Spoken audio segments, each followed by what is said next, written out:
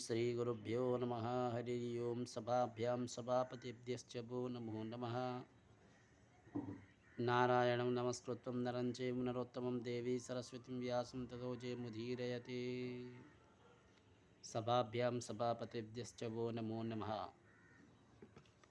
ఈరోజు బ్రహ్మపురాణం అంతర్గతంగా తినకూడనివి తినని వస్తువుల గురించి తెలుసుకోబోతున్నాం. నెయ్యి నూనె కలిపి చేసిన పదార్థాలు, నిలువ ఉన్న అన్నము విడిచిపెట్టాలి అనగా తినకూడదు. గోధుమ, యవ్వలు, ఆవు పాలు, పెరిగి, నెయ్యి వంటి వాటితో చేసిన పదార్థాలు నిలువ ఉన్నవైనా భుజించవచ్చు. కుందేలు, తాబేలు, ఉడుము, పంది చేప అనేవి తినదగిన పదార్థాలు కావు. ఊరపంది, కోడి తినడానివి. పితృశేషం, దేవశేషం శ్రద్ధాకాలు నిపుణులకు పెట్టే ఉద్దేశంతో ప్రోత్సహించబడినది. ఔషధం కోసం వినియోగించబడినది అయినా మాంసాన్ని తినే దోషం కలగదు.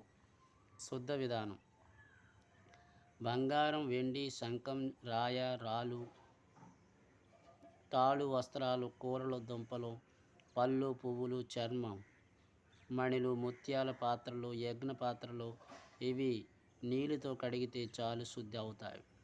రాతి చెప్పలు నీటితో కడిగితే చాలు. దానికి జిడ్డు పడితే వేడి నీళ్ళలో కడగాలి.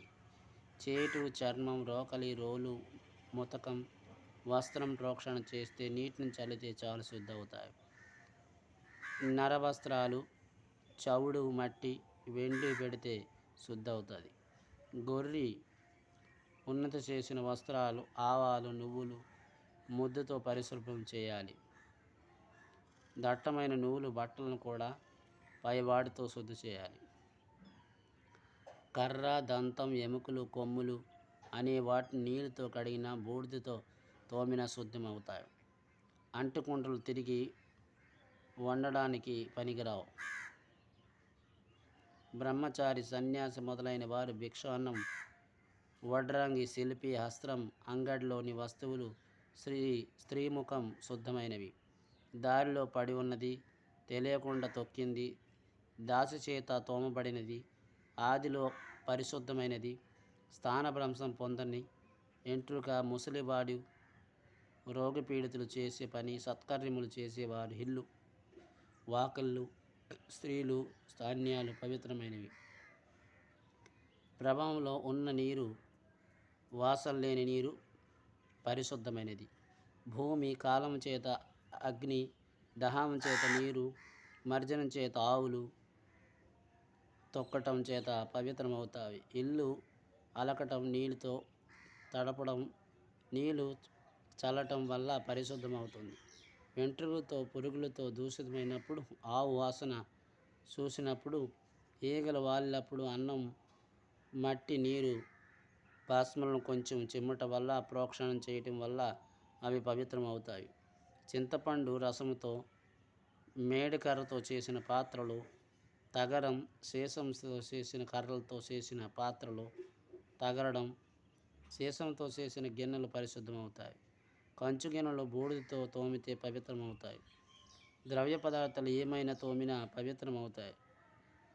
ద్రవ పదార్థాలు ఏవైనా అశుచిగా అయితే వాటిపైనున్న నీటిని కొంచెం పారబోస్తే సరి. ఇతర వస్తువులు ఏవైనా అపవిత్రమైతే వాటి రంగు, వాసన తొలగిపోయేదాకా తోమితే తిరిగి అవి శుభ్రమవుతాయి. దుకాణం నుంచి తెచ్చిన నూనె, ఆవాలు, తాగిన నీరు, ధూళి, అగ్ని, గుర్రాలు, ఆవు నీడ, సూర్యకిరణాలు, గాలి, భూమి వంటివి, నీటి చిలుకిన, ఈగల లాంటి దుష్ట వస్తువులు స్పర్శ కలిగిన అపవిత్రం కావు. ఇక మేకలు, గుర్రాల ముఖంతో పవిత్రులు. తదుపరి కార్యక్రమంలో వర్ణాశ్రమ ధర్మాల గురించి తెలుసుకుందాం. అంతవరకు మంగళం కోసలేంద్రాయ మహానీయ గుణాత్మే చక్రవర్తి తనూజాయ సర్వభౌమాయ మంగళం. ఉమాకాంతాయ కాంతాయ కామిప్రదాయ శ్రీగిరీశాయ దేవాయ వల్లినాథాయ మంగళం. సర్వం శ్రీమామేశ్వర పాద పద్మార్పణమస్తు. స్వస్తి.